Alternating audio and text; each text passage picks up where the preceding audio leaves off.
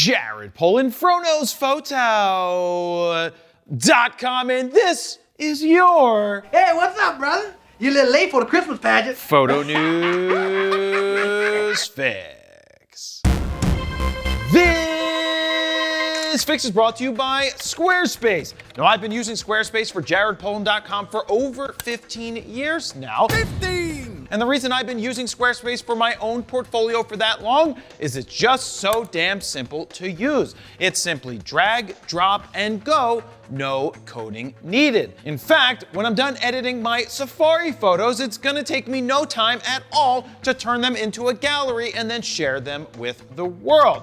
I know you can have your very own photo website up in a matter of minutes. For real, give it a try. To get your 14-day free trial, head on over to squarespace.com/FroKnowsPhoto. And if you decide that it's for you, use the code FroKnowsPhoto at checkout to get 10% off your first order. First up, I'm back from my 2-week safari in Kenya, and I repeat, did not get eaten by a lion, though one scared the shit out of me when it decided to rub the back of the vehicle. It's insane how close to these animals you can get. You're a few feet away from a literal killing machine. You're kidding. Anyway, I took 2 new pieces of gear to test out if I had the opportunity, and they were the Canon 24-105 2.8Z and the pre-production Sony A9 III. Generally, when people think about what lenses to take on safari, they only think long.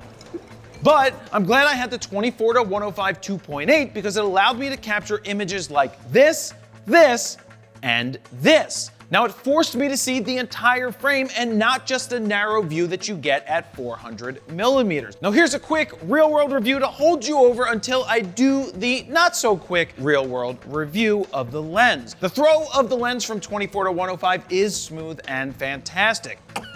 The ability to go beyond the normal 24-70 comes in handy when you need to just get a little more reach quickly. Though this lens is the same size as an older 70-200 2.8 and comes in at $3,000, it's still gonna be a must-have for many pros, though I'm not gonna replace my 28-70 f2, but I certainly will have a 24-105 close by whenever I need or want it. Now onto the Sony A9 III. It is the best feeling Sony camera that they've designed yet. Now, I still would like to see an integrated grip with a larger battery, but the A9 III finally feels great in the hands. The autofocus is improved even over the A1, and the addition of pre-release, well, let's just say I burned 2,000 shots in no time, and I was only shooting at 30 frames per second. Now, I was happy with the images I was able to capture. There was this image, and everyone's favorite,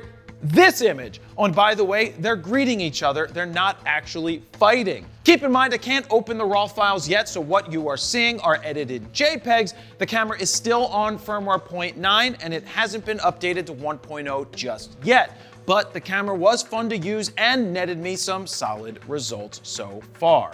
Next up, Canon Rumors, who's been mentioning that an RF 200-500 f4 will be coming soon, has said they've been told the lens has been delayed until the second half of 2024. For those who don't know, one of Canon's most popular lenses of the past almost decade has been the 200-400 f4 TC. Sports shooters and wildlife photographers swear by it. Now, personally, I'm not a fan of the lens due to the f4, but more importantly, it never felt sharp enough to me. Now, when I was reviewing the images, it just didn't look sharp, and I've been told that after about a year, the alignment might get off, which leads to not super sharp images. Regardless, the rumors have been swirling that the RF version will drop the TC, but add an extra 100 millimeters. But according to Canon Rumors, if it's real, it's been delayed. Call it delayed gratification. Now, they cite one of the possible reasons for this delay is the high demand for the 100-300 2.8. Now, that kind of does make sense. Why announce a new lens that you can't meet demand for versus keeping it under wraps while hopefully building up enough stock for when you do finally announce it? Now, the current 200-400 is priced at just over $11,000, which leads me to believe a 200-500 f4 RF version will come in somewhere around $14,000. If it's real, what do you think it will be priced at? Let me know down below. Hey, Before I get to the last story, have you been listening to our podcast, Raw Talk? If not, you missed the question where I asked, would you like to go on a Kenyan safari with me? Yeah, I might put something together just like that, and if you are interested, the price range might be around $6,000, give or take. If you're interested in something like this, leave a comment down below that says, I want to go on a safari with Jared. And finally, Nikon Rumors hit us with a confusing title to an article that is, we still don't know what body will be used for the upcoming Nikon Z high-speed camera, and then they put Z6, Z8, Z9 in parentheses. Hey, Nikon Rumors, what are you smoking? I just stopped smoking yesterday. Because you're sounding more like the Sony Alpha Rumors guy than the guy who usually is pretty good at getting rumors right. But what I don't get is, where is this idea that Nikon is working on a high-speed Z camera coming from? Bend over and I'll show you. For one, the Z8 and Z9 both shoot 120 frames per second, yes, only in JPEG, but with rumors of a major firmware update coming in the new year, they will both shoot 30 frames per second RAW soon enough. When will then be now? How much more high speed do you guys think that you'll get from Nikon? Nikon Rumors is saying that Nikon's working on a lower megapixel body with 24 or 28,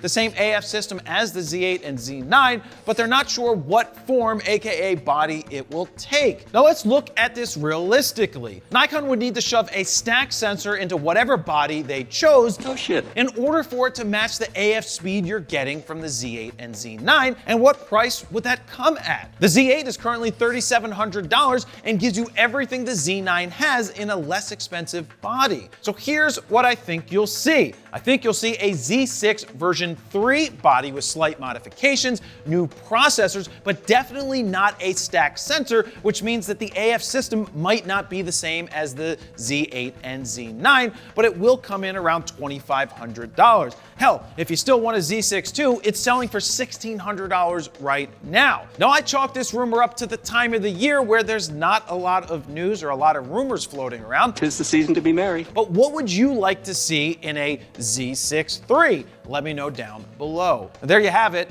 Jared, Polin, FroKnowsPhoto.com. See ya.